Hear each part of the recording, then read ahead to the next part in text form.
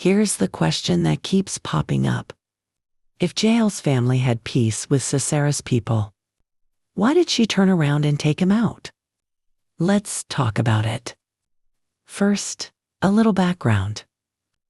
Israel had been suffering under King Jabin of Canaan for 20 years. His military commander was known for cruelty and for taking women captive after battle. Deborah, the prophet and judge of Israel, told Barak to go to war against Sisera. When the battle turned against him, Sisera ran from the battlefield on foot and ended up at the tent of a woman he thought was safe. That woman was Jael.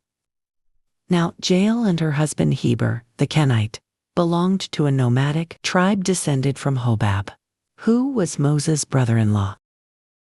The Kenites traveled with Israel during the Exodus, and even though they were not Israelites, they knew Israel's God. They often camped near Israelite land, trading and keeping peace with both sides.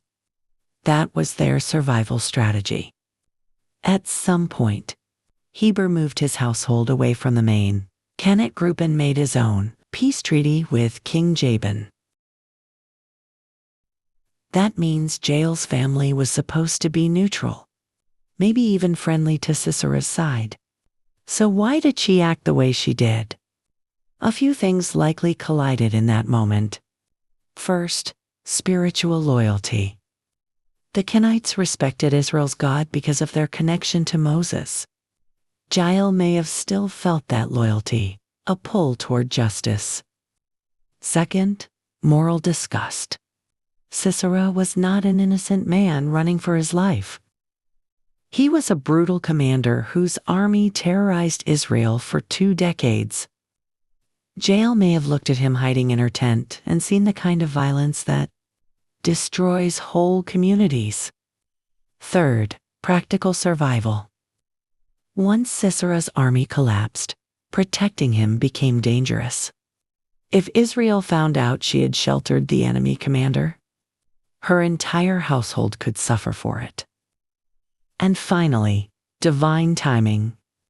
Deborah had already prophesied that God would deliver Sisera into the hands of a woman. Maybe Jael realized this moment was part of that prophecy, and she was the woman God had in mind. So was it betrayal or obedience? Politically, yes, she broke the alliance her husband made.